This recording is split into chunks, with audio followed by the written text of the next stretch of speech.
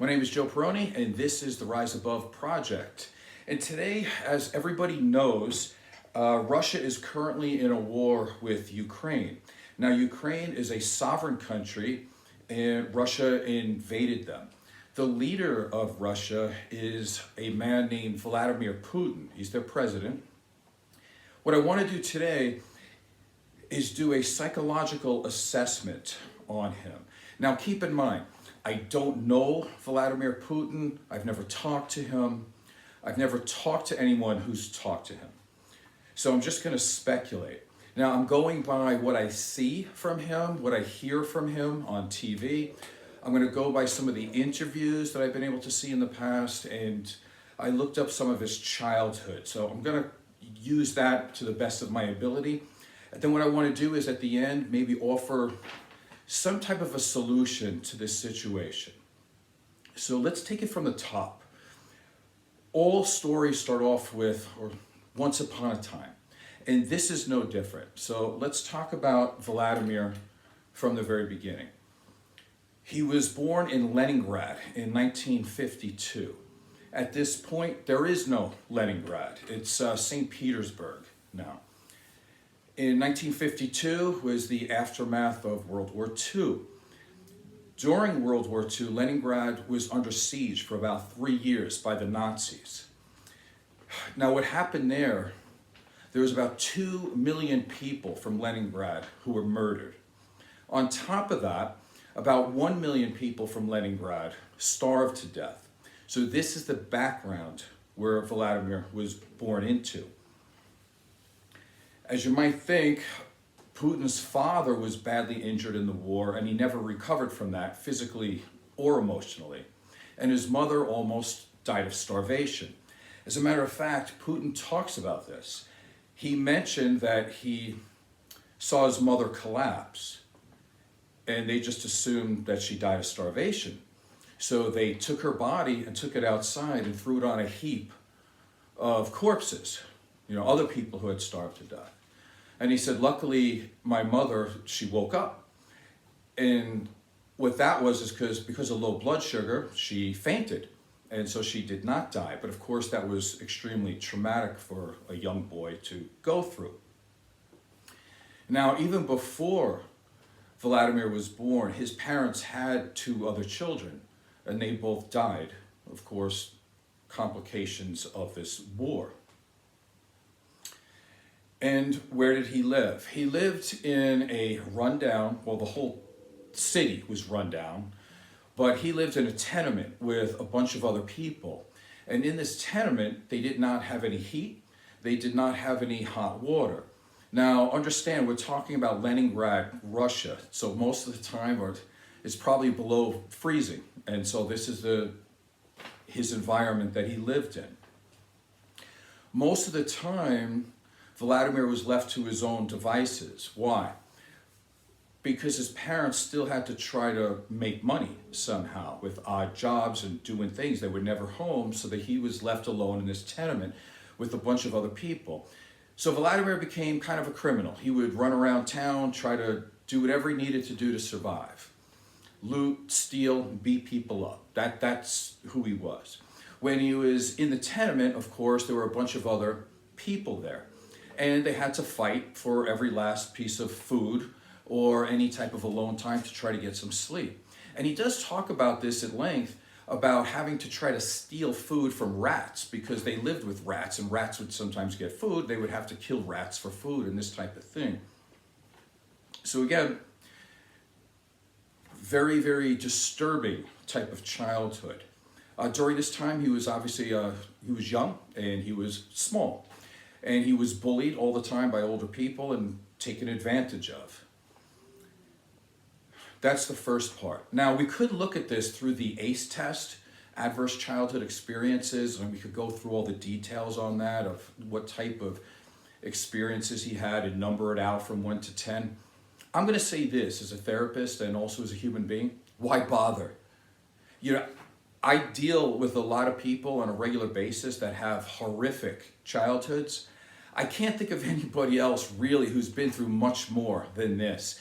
And it's just safe to say that in terms of adverse childhood experiences, this is one of the worst. So why bother going through all the numbers and taking the time to do it? It doesn't matter. His childhood was absolutely horrific. Parents probably cared about him a lot, but really had no time to love him and support him. And, obviously they didn't even have any food. So that was a major problem. What he did learn from his parents, though, was loyalty, because his parents stayed together and did try to help him through all this, and while the family did stay together. So that's one good thing you could take out of this, I would imagine. Moving on, Vladimir Putin in elementary school. He started to learn Sambo, which is a martial art, which I find interesting here. Most of the therapists would never think of this, but considering my background, I do think of it. Sambo is a great martial arts, but they don't have, at least at the time, they didn't have organization in terms of tournaments and fighting. You would just learn the art. So he didn't want to do this. He actually wanted to be in organized fighting so he could beat people up. He wanted to be in tournaments. So he moved into judo, of which he became a black belt. So he was very good at it. And it's something that he really took an interest in, definitely because he was on the streets most of the time. He had to defend himself, but he loved and enjoyed competition. Moving on through high school, as his teachers have noted, and there is enough literary material on this, he was a very smart kid. He excelled in high school in terms of his grades. He ended up going to college. He earned a law degree, number one, and then he earned a doctorate in economics. A couple of things on this. He graduated from Leningrad State University, so all of this hard work and trying to better himself, he literally graduated from the college where, again, 3 million of his Russian citizens, friends, family had died. And he didn't move from that. He stayed there to make it better, if you want to say that. Interesting, because he did earn a doctorate. We could call him Dr. Vladimir Putin. Again, very intelligent human being. He ended up joining the KGB, which is not an easy thing to do, to be selected to that, but he was in the KGB. Going from his teachers to judo instructors to people in the KGB, he's been described as being scrappy, ambitious, extremely greedy. One might understand that, growing up with no food, no water. He's described as being an intelligent person, having an extremely strong will to achieve goals, and he has a strong fighting spirit. He himself has said this. He stopped socializing at 11 years old because he didn't want to bother with average, everyday people. He wanted to be more than that. He wanted to excel. So what he did was he put himself fully into his education and his body. At 11 years old, he started to study hard, and he worked out every single day. And he said that he never forgives anyone who was ever mean to him, and he never forgives anyone who betrayed him or his family or anybody that he loves. So that's some of the backgrounds there. Going a little bit more towards the scientific part, the MIDC and Millen Index of Personality Styles. They say his primary personality traits are dominance and controlling, which is a way to measure aggression and hostility. They say he is ambitious and self-serving, which is another way to measure narcissism. Again, some of these words you probably figured that they were going to come up, and they are. They say he's extremely conscientious, he's a risk taker, he's introverted, he's distrusting, paranoid, and suspicious of other people. Overall, his personality profile, he's considered to be a hostile enforcer who lacks empathy, and he's cognitively inflexible. Again, hard to change his mind. And why might that be? It might be because everything that he's done, that he's decided to do on his own, he's become great at. Whether you're talking about becoming a doctor, he's highly educated, a black belt in judo, good at defending himself, a member of the KGB, and now president of Russia. So it's hard to get him to think that anybody else other than his point of view matters. And that kind of makes sense when you think about it. Now, I'm a little bit on the opposite side of a lot of therapists. A lot of therapists believe that you're born a narcissist, and they just say that there's a brain configuration. We don't need to get into that for today. It's not important. But they say you're basically born a narcissist, and that's it. You can't change. You can't make it go away, and you didn't actually make it happen in the first place. You were just born with it. Here's a perfect example of a person who became a narcissist because he did have to depend on himself. And he did have to be self-reliant. And this is, again, like he said, he did not want to be like everybody else around him. He was around a lot of poor people, a lot of death, a lot of people that were obviously victimized, and he didn't want any of that. So he had to rise above that. And how are you going to do that? You have to be self-serving. And so I would say that obviously he had some type of genetics to become a narcissist, but really you got to look at the environment. A very, very harsh environment. The people who did not become as narcissistic as him in that environment, they did this thing called dying. So his was adaptive. That would be my stance on that. And continuing, we can look at the 5-factor model. So let's look at the 5 personality traits here. We can look at conscientiousness. And as stated before, he's extremely conscientious. Second on the list would be agreeable. Is he agreeable? Probably not. Most people would say he isn't. I, on the other hand, would take a look at that and say, well, he did listen to teachers, and he did listen to judo instructors and anybody in martial arts. So that goes to the point that I like to tell a lot of therapists that they don't seem to really get, is that even if you are a narcissist, if you know you're in the presence of somebody else who can help you, who's a little bit better than you, who's maybe knowledge or experience, you would like to extract some of that, you will take the lesser role in order to get what they have. So in that sense, if you have something that he wants, he becomes pretty agreeable. Let's move on from that. Neuroticism. His emotions are about as stable as a human being's could be, or at least it has been in the past. It seems to be changing a little bit now, and I would have to say he is thin-skinned. He doesn't like to take any type of criticism. But overall, he's been a very steady person throughout his life, and he's been able to handle incredible adversity and be very resilient. As a matter of fact, Madeleine Albright, who's the Secretary of State for the United States, I forgot what year, to be honest with you. You can look it up. When she met him, she said that he was extremely reptilian. He barely had any emotion at all. He would just be basically your KGB, name, rank, serial number, and didn't have any emotion about anything.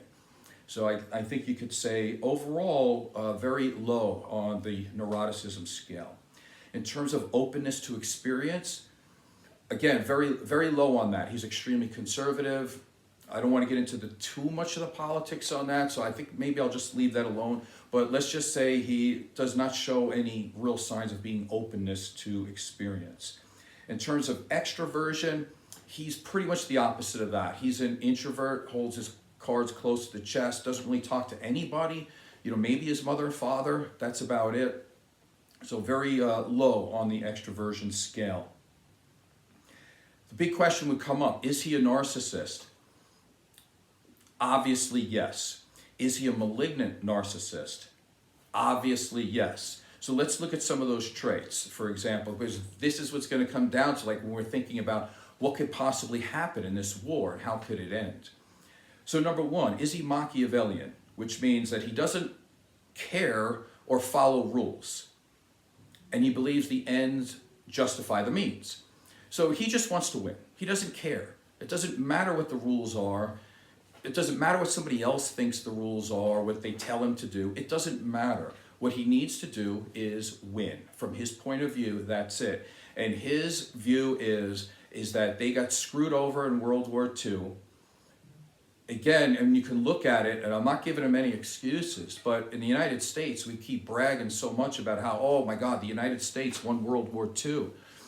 You know, a brief, extremely brief look at history of World War II, we got into it really late. We tried not to even be there. When you look at the amount of people that Russia lost in World War II, that they gave up way more than the United States did. So and he was born into that type of situation, like I explained, in Leningrad. Also in the fall of the USSR, and I believe it was 89, 90, he wants to bring Russia back. So that's also part of it. He doesn't care how he does it. He just knows what he wants. Moving on, is he psychopathic? Again, I don't know him, but every move he makes, it suggests highly that he is. Does he lack empathy? Again, everything that he does indicates that he has absolutely no empathy for anybody. Is he sadistic? Absolutely yes. He says that he would like to take revenge on anybody who hurt him or his country. So yes, he is definitely sadistic. Does he have antisocial characteristics?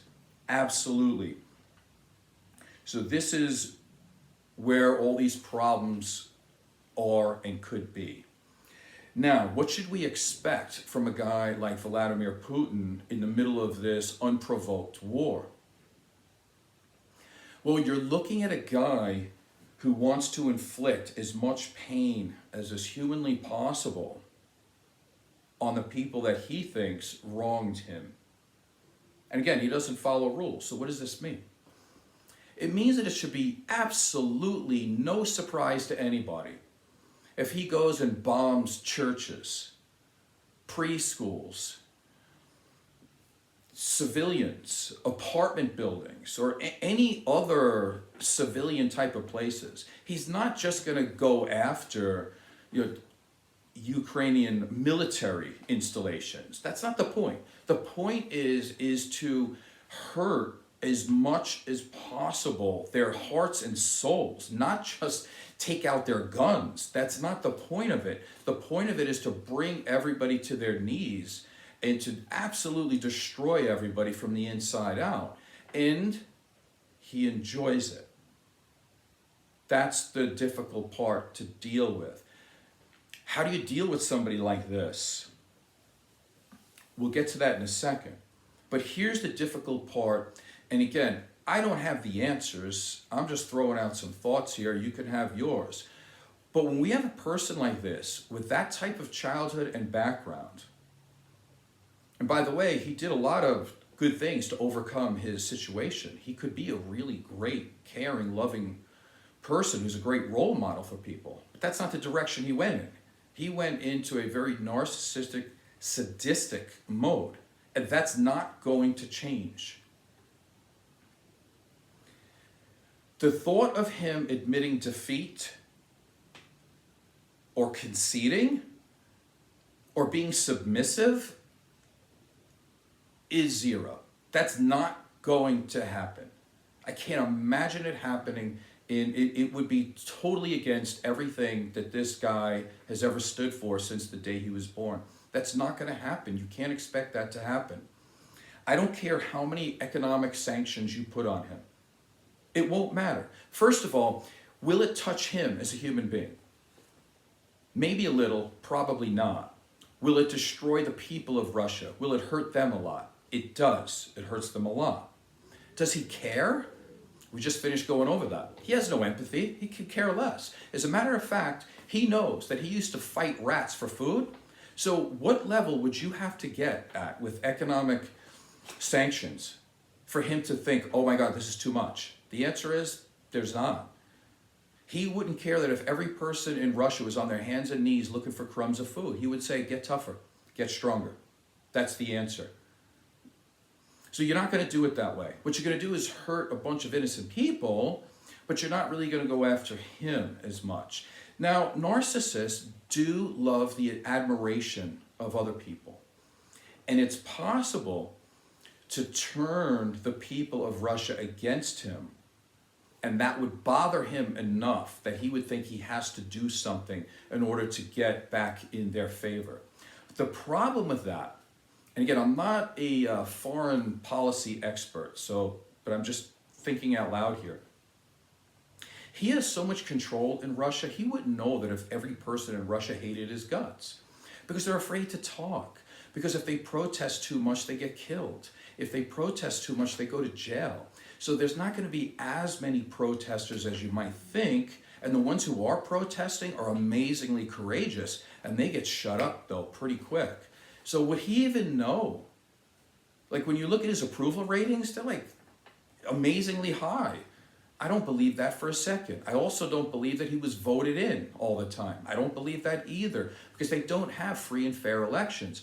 So how do you turn a bunch of people in Russia against him so he knows it? I don't know the answer to that. Can you do it through social media? Probably not, because they control that too. There's so much propaganda going on there that I don't think that weapon is available to us to do that. I don't think that can happen. So what could happen here? I think he's a clear and present danger to use nuclear weapons. Absolutely. Because if he can't win, he doesn't want somebody else to win. So his thought is, if I can't win, nobody wins. So he would do that. So I think already it seems to be moving very, very slow, but somebody a little bit smarter and I guess there is, but they wouldn't tell us, but there's got to be someone who understands this psychology profile to know that most likely he would go to nuclear weapons. Why wouldn't he? He couldn't care less about human life, and he just wants to win. And if he can't win, he doesn't want the other side to win. Now, Sun Tzu, in the book The Art of War, talked about not cornering somebody.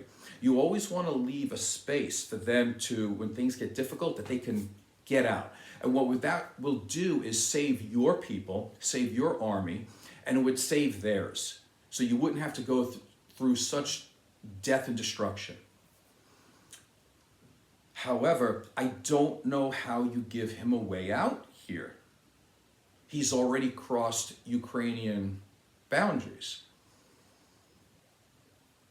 What would you entice him with? To say, okay, you go back and we'll do what? So I don't know how you can give him a way out. There's somebody else who knows more about politics than me, I'm sure, that would come up with that answer.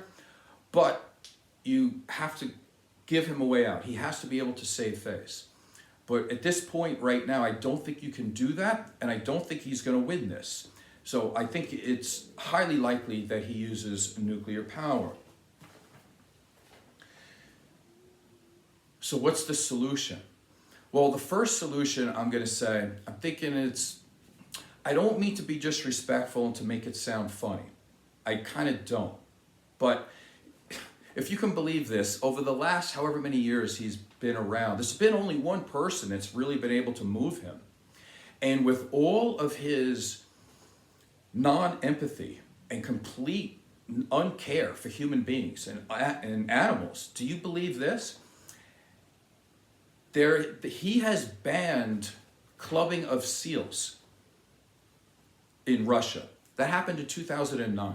So with all of this stuff about not caring about killing kids or whatever he does, he banned clubbing seals. It makes no sense. How did that happen? It's because you have to take a look at the individual and see what their currency is. You are not going to be able to kill enough Russian military people to stop this war. You have to go directly to him. That's what I believe. In 2009, as funny as it sounds, Pamela Anderson, yes, that Pamela Anderson, she's an animal rights activist. I think she was the head of PETA or something like that. And she went directly to Vladimir Putin and said, "You are all-knowing and all-powerful. You can immediately stop all this and make a bunch of people happy with you if you would just stop this process or practice of clubbing seals."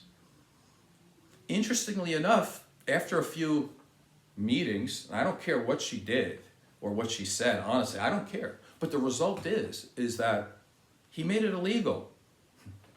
Then she went back to him like 6 years later and talked to him about Iceland killing whales. And he actually invited her back to the Kremlin to listen, and he listened. Now, I don't know if she had something to do with this, but I think starting in the year 2020, Iceland decided that they're not going to be doing that. They're not going to be able to take when they kill whales, they're not going to be able to go through Russian waters. And there's other reasons why they stopped doing that. But did she have something to do with it? Maybe. Did he listen? Absolutely. So you have to go by, what does he want? What does a kid who was born in a situation where there was millions of deaths around him, where he was poorer than poor, what does he want out of life? Wants to make his parents proud, wants to bring Russia back, wants to be thought of forever, wants to be put on a pedestal. And if he could rub shoulder to shoulder or other things, whatever, with Hollywood celebrities, is that what he needs? Does he need a little bit of a platform? Does that make him happy? I don't know. As weird as it sounds, Pamela Anderson is the only one who has been able to move Vladimir Putin to do anything. So that's number one. That's the nice way of putting it. Number two, and I don't know if I'm allowed to say this on YouTube, so I'm going to try to watch my words here. But like I said, you can't kill enough people in Russia to stop this war. He doesn't care. It doesn't matter. He's not going to go, oh my God, that's just too many. It doesn't matter. There is only one person that needs to be dealt with, and you could solve all of these problems. If he refuses to be moved in any positive direction, someone is going to have to get close to him and, let's say, stop him from making decisions on an individual basis. I guess that's the nicest way I can say it without getting in trouble, but I think you understand what I'm saying. There's no reason for thousands upon or millions of people to die here. There's no reason for this to go into World War III. It's really being pushed by one human being. And if it so fits that he would go to his grave with the thought of pushing for this, so be it. That might have to be done. Anyway, I think you know what I'm saying. My name is Joe Peroni. This is the Rise Above Project. I hope you found this at least somewhat interesting. You can add comments if you want. I don't know everything, that's for sure, but I did try to take a pretty good look at the material here to come up with some good answers for you. If you thought it was valuable, please tell your friends and subscribe if you can. Thank you.